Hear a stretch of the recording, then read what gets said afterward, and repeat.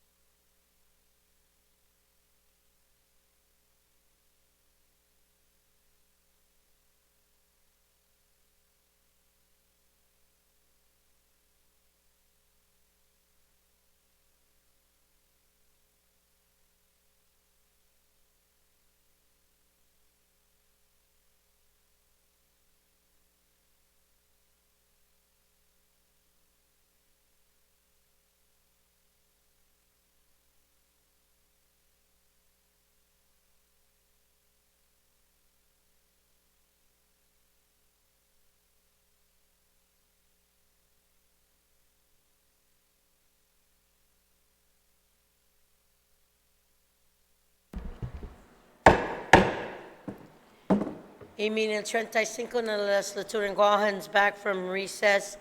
Assistant Majority Leader Senator Marsh Titano, you're recognized on your new amendment. And then after you, I have Senator Castro on the main motion. Senator Maasi, Madam Speaker. I propose to amend Section 2 of the bill to read, Section 2, Sections 12106G of Chapter 12, Title 17 is hereby amended to read as follows. G, the total number of academy charter schools operating on Guam under this chapter at any one time shall not exceed 7. But at least 2 academy charter schools shall be an elementary school, at least 1 shall be a middle school, at least 1 shall be a high school. So that continues. The amendment is to add on to that. An academy charter school applicant shall submit a written request to the superintendent or board of education to determine whether an available or suitable facility exists within the department before the applicant submits its application to the council. If a response is not provided within 30 days of receipt of the request, the applicant may submit its application without said determination of the council. So very similar to the amendment, but providing more flexibility, providing a sunset clause so that we're not holding up the process. In fact, I think we're strengthening the application by having a process like this in place. As legislators, we are here to do long-term thinking. We are here to make sure that our government is as fiscally responsible as possible. We are here to make sure that we are utilizing our resources and not underutilizing them or letting them fall in disrepair because they are being underutilized. This allows at least the checking in, the due diligence with our facilities set up for education to find out if there is a facility available for that charter school, because the charter school will need to be housed somewhere. And so if they check in to find out if there's any availability, if there is not availability, then it can strengthen their application to establish that facility where they deem most needed and most applicable, and in the manner that they deem most appropriate, whether it be renting or building or other. But they have done their due diligence to make sure that our government facilities are being utilized well, that they're not being wasted as they sit aside, but yet some other entity is moving in a new direction.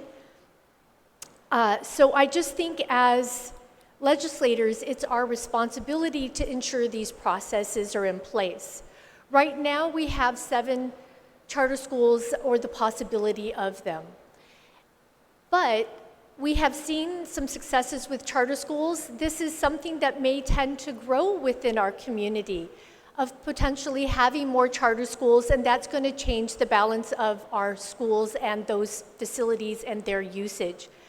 So I think that this is important long-term thinking to be accommodating us, not just for now, but as we continue to grow as a community, to have those steps in place to make sure that at all steps along the way, we are being fiscally responsible, we are maximizing our facilities, we're not underutilizing them, and we're not wasting them.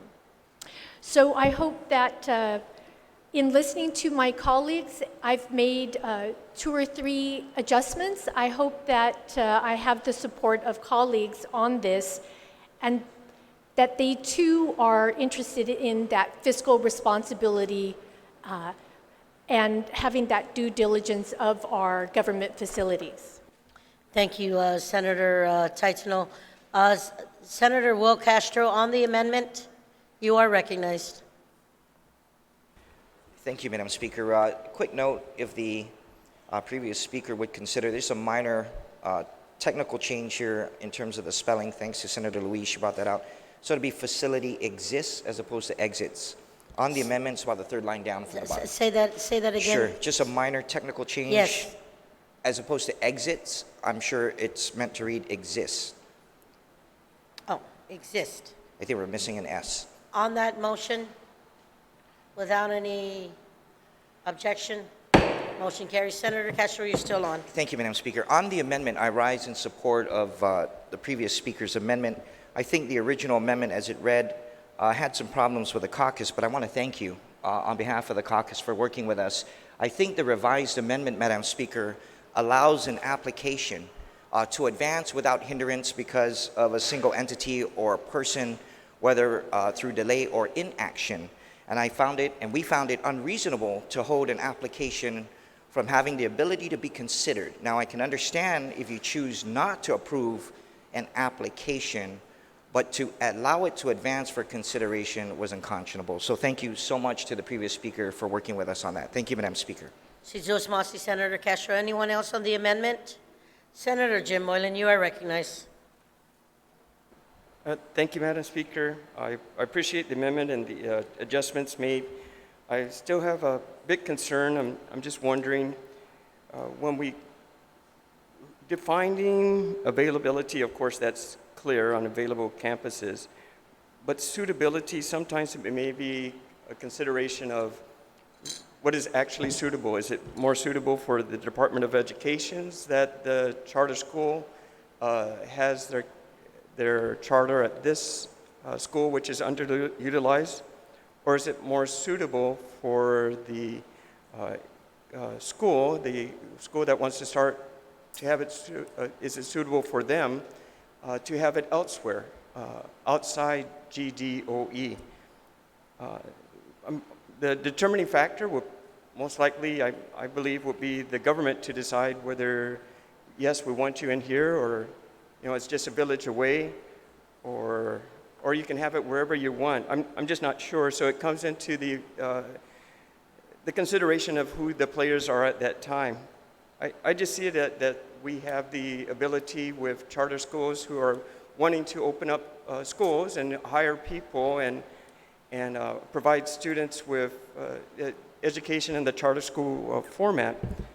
But if we hinder that in any way with, though this is good intent on the amendment, if we hinder that, we may be stopping the possibility for this charter school to even want to exist. The more challenges we may give any business to start up, the more red tape that it may have to go through, the less likely they may wish to open a charter school. Also, it says, the amendment just says that this needs to be determined if it's suitable or availability before the applicant submits its application to the council. In other words, they can stop it before the application is even submitted. I think a charter school who will be considering to open up would do their own due diligence and determine what's best based on the population of the village needs, or based on the type of charter they wish to open, to determine the location. Whether it be someplace in Harmon near a construction area, or whether it be someplace next to the ocean for the beach, or someplace up north to look at the stars, I'm not exactly sure. But I wouldn't want to limit the charter school's ability to say, hey, that GDOE campus looks great, that's exactly what I want to do. Or hey, that old apartment building down in East Agana looks great, that's exactly what I want to open up.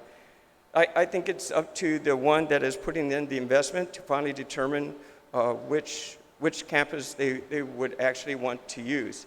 I think it's very hopeful that the Guam DOE would actually volunteer and say, hey, I have a campus, would you like to use it?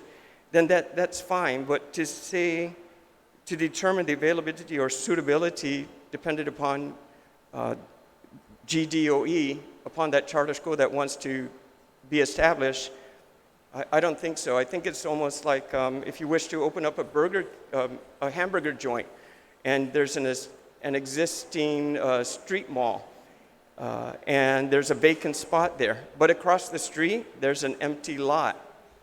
well, maybe I want to build my own hamburger joint on the empty lot and design it bigger and better and with all the different lights I want to do on it, versus moving into a strip mall, and I don't want to be next to a liquor store, for example. So those are the kind of examples I'm considering if we're going to be restricting the charter school from even considering where they can establish their charter.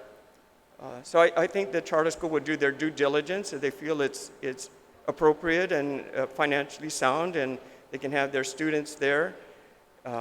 Then sure, GDOE, an empty campus, and they can move in there, that's fine. But if they looked at it, they didn't like it, I don't think we should delay the charter school from moving on and moving it quickly. So that's my concern with this amendment, Madam Speaker. Thank you very much. Si Jules Masi. Anyone else on the amendment? Senator, so I have Senator Sabina Perez. You are recognized. Thank you, Madam Speaker. I rise in support of this amendment. I think we have to remind ourselves that the money that goes into charter schools is coming from our budget. And because of that, we do have to set certain parameters if they're going to draw from the budget. I do support this amendment because I believe in accountability of where our money is going to. And I think we have to bear that in mind when we're thinking about lifting the cap for non-conversion charter schools.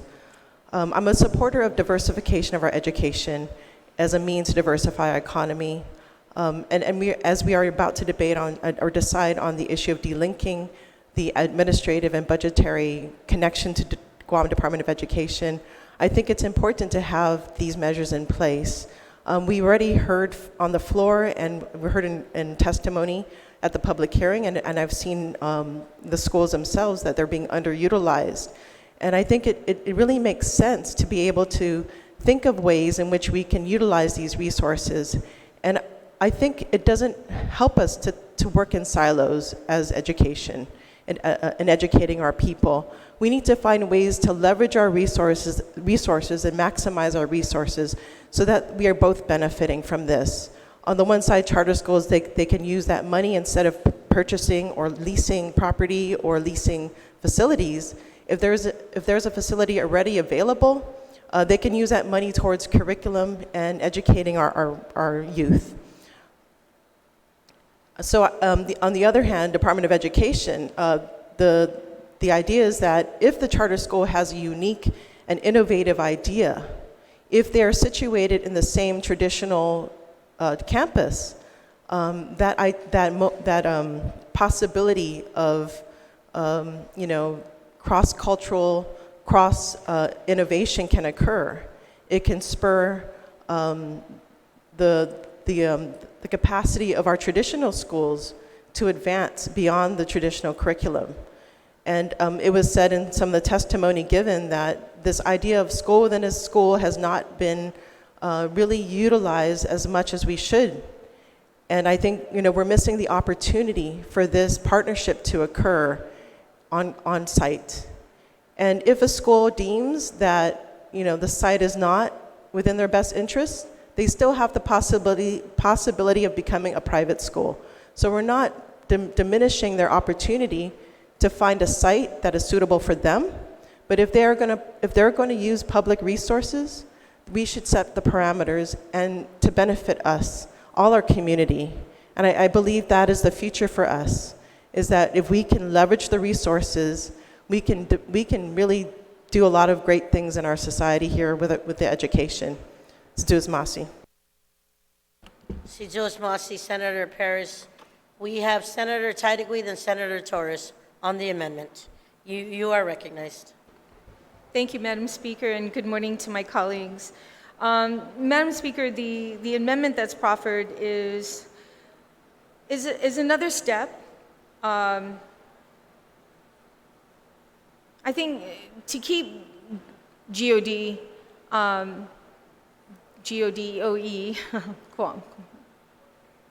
part of this whole process. The bill, as well as the other bills, are taking Department of Education out of the picture here, yet they should still have some type of connection. And this is not an opportunity for them to still stay connected, but yet does not determine whether these individuals who are seeking to open a charter school, the inability to open one. That's not what this amendment does. It just seeks the comments from the Department of Education or the Board of Education whether there is a facility that exists. Madam Speaker, in 17 GCA Chapter 12, 12104, there's a process in converting existing public schools. That process is very long and extensive, and it's very difficult to do. So there is a process in place already, but this just adds one more layer for not the approval, but the comments and recommendations from Department of Education. Now, my concern is, to the author, I'd like to ask the author a question, whether if there is a school that's currently out there with its intention to be a charter school, and they're going through the process already, if this is put into this bill, would they have to go back to the drawing board and get that 30 days? That's my question. Senator Taituna, would you like to answer? Hafaday. So I would have to get perhaps legal advice on that, but I don't think anywhere in this bill it says that if someone is going through the process that they are going to have to reinitiate an application. But I will have that clarified just to make sure that I'm providing an accurate answer. So with a short recess, Madam Speaker, I'd like to make sure that's clear in this amendment first and seek legal advice. I Can we will take short- allow Oh, thank you. you a moment recess.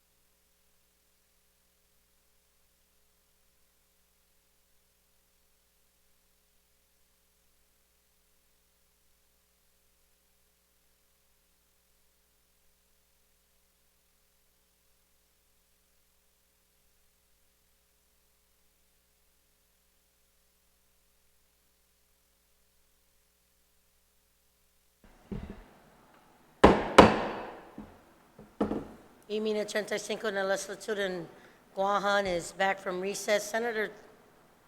Senator Marsh Tyson.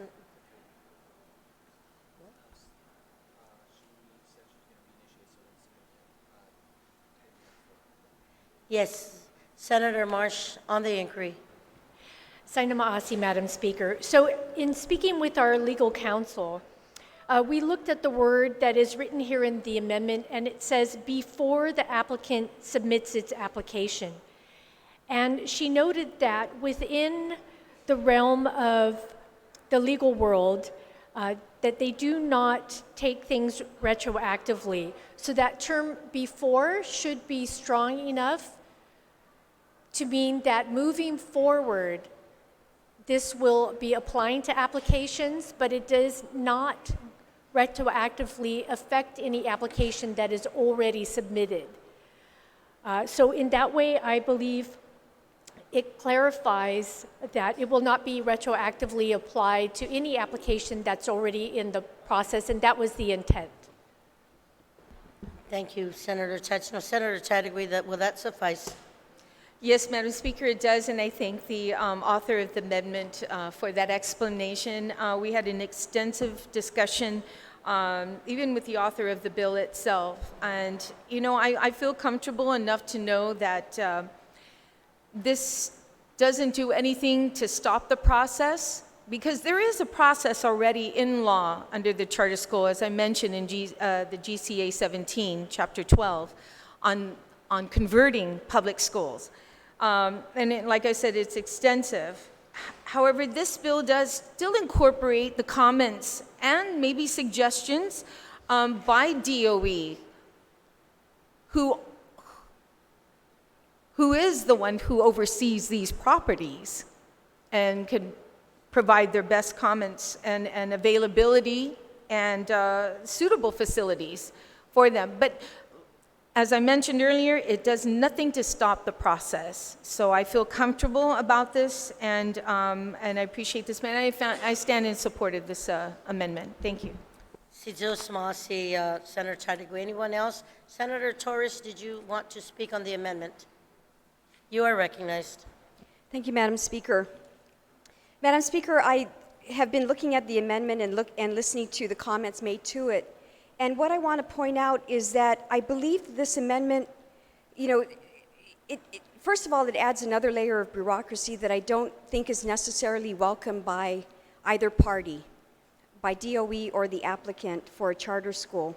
But what I want to draw attention to is that in looking at the amendment, I believe that it doesn't go with the intent of the bill, that it actually contradicts the intent and spirit of the bill, which is to reverse the challenges that were mandated by the Guam Academy Charter School Act of 2009, when it created a certain number of converted public schools. By adding this amendment, I believe that what we're doing is we're lessening the choices that an applicant makes.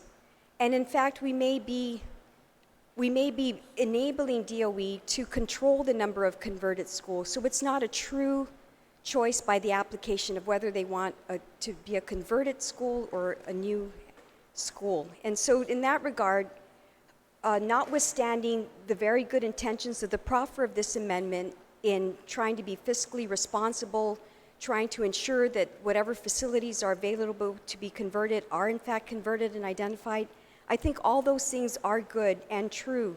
But insofar as the bill is concerned and the intent of the bill, and it's actually stated on page 1 where it identifies that there was a challenging mandate that was created when we required a certain number of converted public schools. And then again on page 2 around line 6 where the legislative intent discusses how this bill would allow the applicant to apply for whichever option represents the school of choice they desire to open.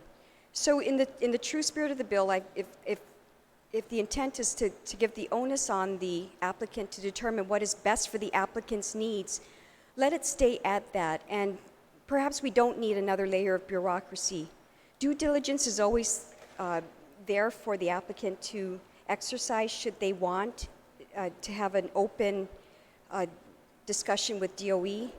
And there's nothing to prevent that from occurring. But insofar as what this amendment does, I do think that it contradicts the intent and spirit of the bill. So I would respectfully not be supportive of it. Jesus Mas. Jesus Masi, anyone else on the amendment? A point of information. Anyone else? Hold on, Senator Taitano. If not, you can close on the amendment, and you can also give your point of information, Senator Taitano. Sujus Masi, Madam Speaker. We have to remember here, as one of the speakers mentioned a short time ago, we are talking about government funding. We are talking about thousands and thousands and thousands and thousands of dollars that are being spent per student. We are talking about, with each charter school, hundreds of students being removed from our typical public education system, from our typical public facilities. This can only go on so long before this has a real effect on the infrastructure, both physical and otherwise, of GDOE. There has to be a balance. There has to be thinking from that higher plane as to what is being responsible with our money, with the education that we're providing our students, and with our facilities. And I think a simple check-in that just sees if there's an availability of facility is the most responsible thing to do. If we have hollowed out schools alongside several new charter schools, and this may continue to be the direction that we move in, I've been on islands before where I have seen abandoned building after abandoned building, and it's such a waste of money. It's a waste of millions of dollars that has the potential of happening. So here, it is a simple process, and I think it's addressed in a couple of ways, some of the concerns. When one writes that letter to seek whether there is something available or suitable, I can't imagine that there's a single entity that would do so without outlining the criteria of what their special and specific needs are. That criteria can then therefore be used, even if there is something available, to justify that it is or is not suitable. There is nothing in this bill that says any entity has to accept the notice of whether there is something available. But I have mentioned it over and over. I think as a legislative body, we have to look at the bigger picture. And that bigger picture is fiscal responsibility. That bigger picture is leveraging all of our government facilities and making sure that we are all doing this, and we have put into place the mechanics that make sure that that happens. I don't want us to be like some of the other islands that I've been on, where we can drive down the road and see empty, abandoned facilities that millions of dollars were spent on to develop after empty facility. We've already heard stories, or information, I should say, that our school children numbers that are in school are changing. We have to have some mechanisms to make sure that we are staying on top of this and that there is balance. It's government money. We have to be as responsible with that government money as possible. Those children's education, whether they're in a charter school or in a typical public school, are being paid for by government funding. The staff that are going to be employed in those charter schools are going to be potentially getting their funding from government funding. So I definitely think we need to be as responsible as possible while still having flexibility. They can outline their criteria. They can say if a facility is available, it does not meet their criteria of their special needs. And there's nothing in this bill that says that they have to accept it, but at least they've done due diligence to check and ensure that a facility may or may not exist so that we are not underutilizing it potentially. Cesar Masi, Senator Taitano, there has been an objection on the amendment. All those in favor of Senator Kelly Marsh Taitano's amendment, please signify by raising your hand.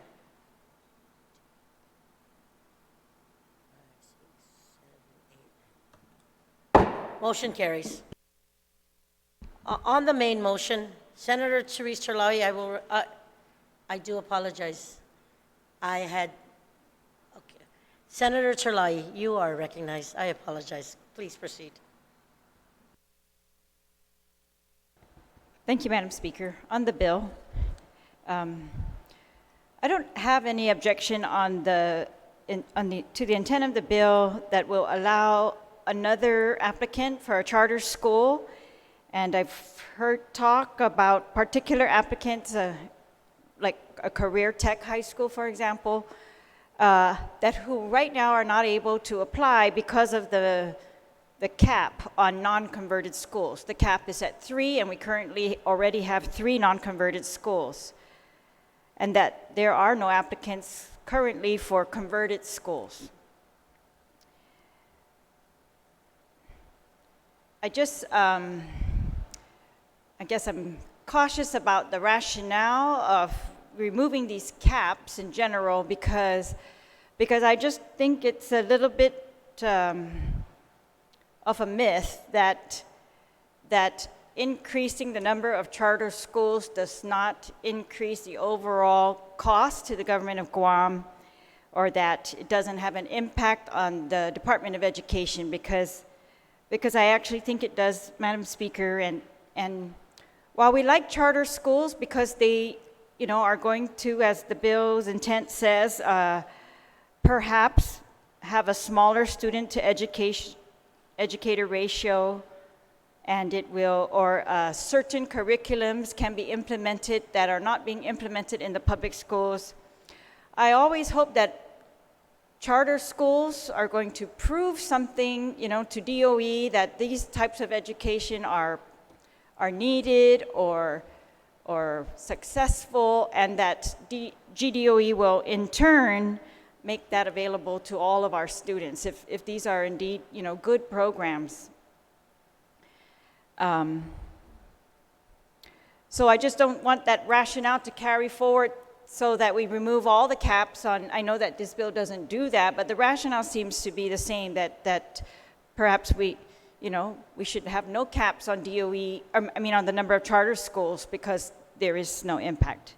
But I know that we all can appreciate that even when GDOE's enrollment lessens because students move out into a charter school, that the GDOE budget does not necessarily go down, or their needs do not necessarily decrease, because they have to continue to operate a school, and they need all the positions in the schools except maybe a couple teachers that may be lessened, but still to operate the facilities. And I think that discussion was addressed in the previous amendment. Those costs pretty much remain the same, Madam Speaker. We were looking at, in a fiscal note to another bill, they outlined that the cost per student that is given by the government of Guam to the charter schools is currently $6,088 per student. So the existing high school charter, the government of Guam pays $4.5 million for 740 students.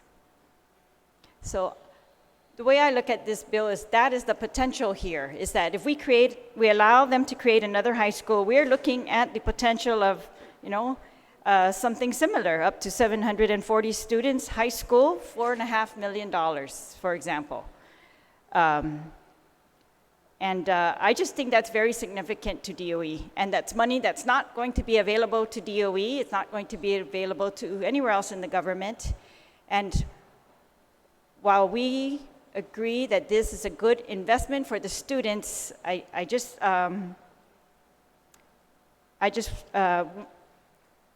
don't want it to, I just wanted to put that on the record, Madam Speaker, so that we don't give anybody the false impression that this does not have a fiscal impact to the entire government of Guam. I actually would,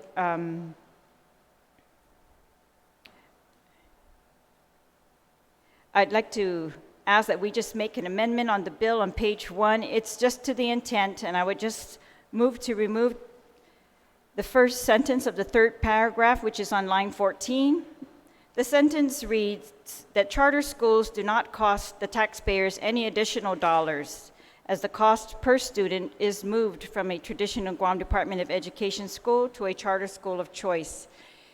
And I think that the mechanism of the funding is in flux at this time, especially, Madam Speaker, with the bills that we have on our agenda. And so I would just like to remove that so that it's not part of the permanent record on this bill. And so that would be my motion, Madam Speaker. Thank you, Senator.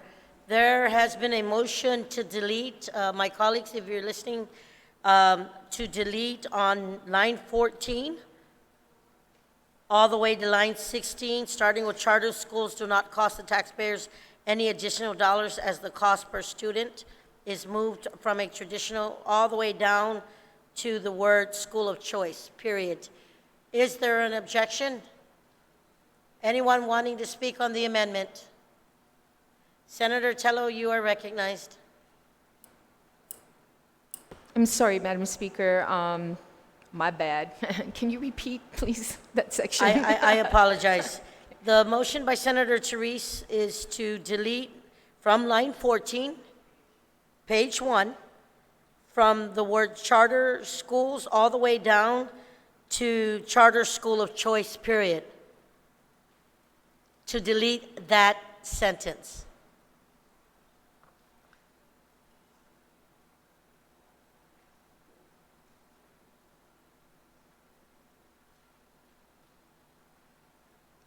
Do I hear an objection?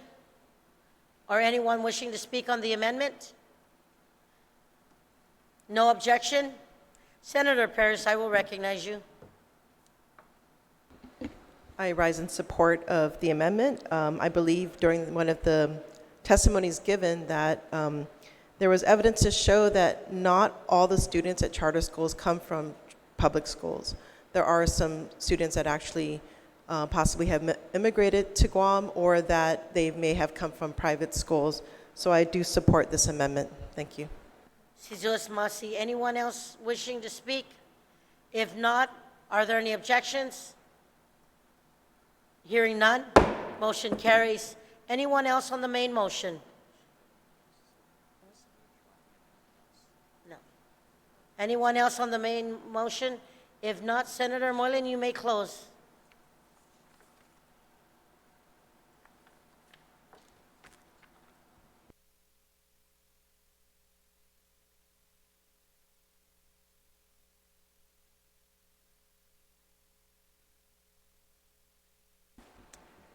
Thank you, Madam Speaker. I also wish to thank my colleagues for the good discussion we had on Bill 5735. I appreciate the amendments and the changes that we'll be making to this bill. And I appreciate the support as we move this bill forward. And I wish to request that we move 5735 as a core as amended to the voting file. Do apologize. To move to the voting file Yes, Madam on the Speaker. motion? Thank you. Without any objection, motion carries. Ladies and gentlemen, next on the agenda is Bill number 106-35. And I'm going to entertain I'll take a moment's recess.